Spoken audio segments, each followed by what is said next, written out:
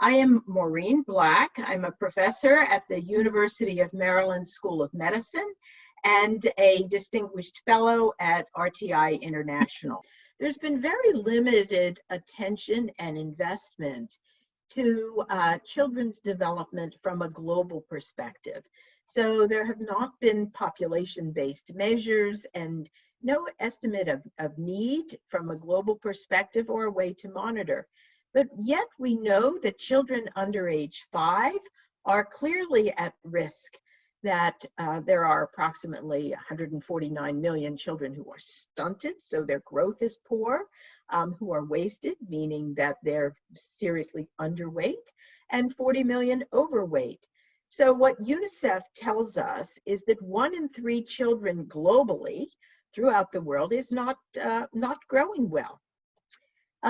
The little bit of history, in 2003, the Lancet had a series of papers that looked at where and why are 10 million children dying each year.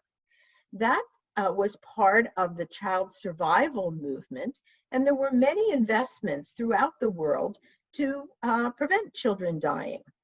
So what happened between 2003 and 2015, which is 12 years, the decline in child mortality went from 10.8 million to 5.9 million, a 53% decline. Amazing improvement.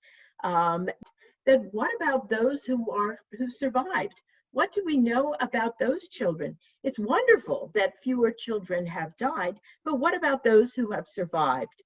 So we did 3 series of papers in the Lancet in 2007, 2011, and 2017. And there's a science aspect and a policy aspect.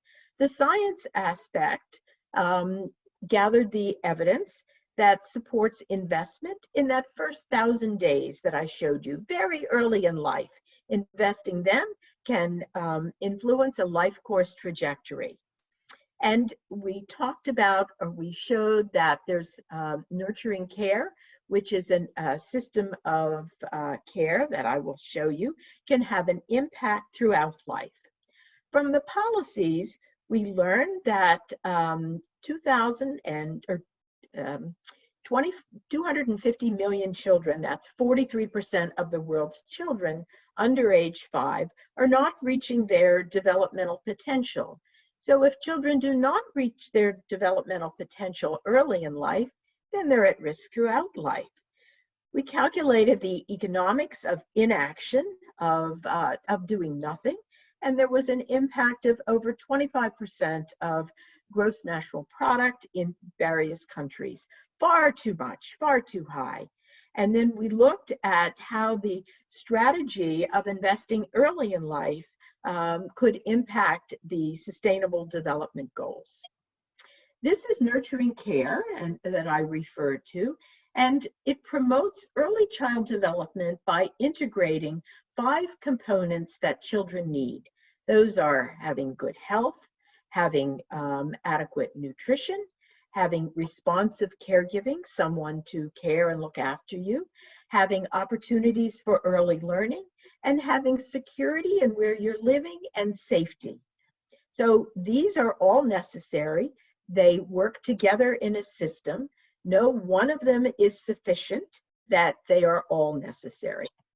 So how does this happen? We say this is what the child's brain expects and needs, and this is where it comes from.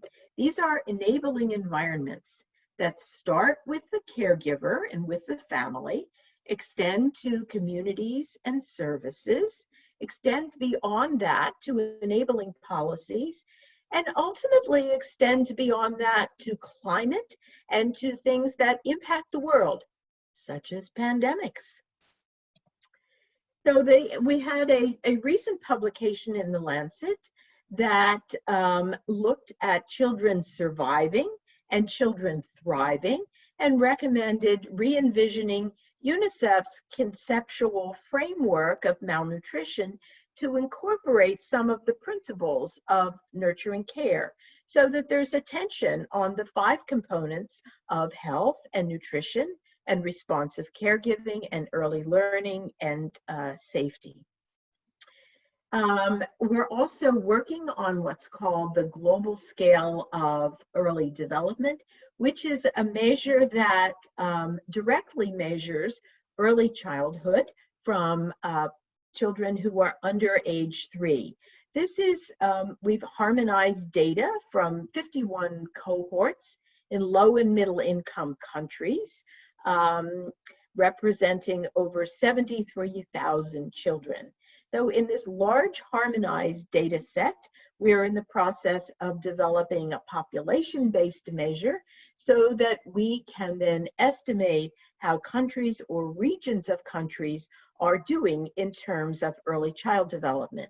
This will then enable countries to put policies and programs into place and evaluate how they are doing, or to identify areas of countries that are in need of additional assistance.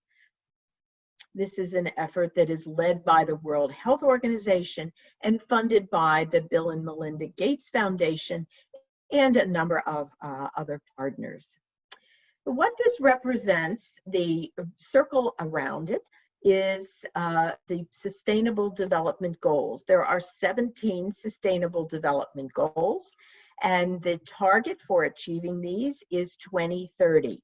They are very broad and extend from alleviating poverty to gender equity and many, many things in between. And what you can see in the center of the circle is nurturing care.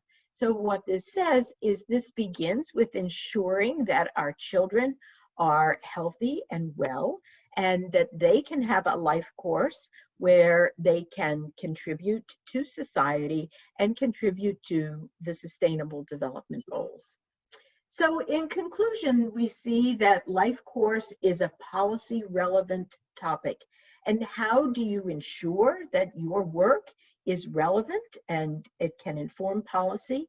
Some of that is being aware of current issues, being aware of what communities are saying and communities want. And when an issue occurs, such as the Freddie Gray unrest, that you can use your research to answer some questions that can inform policy.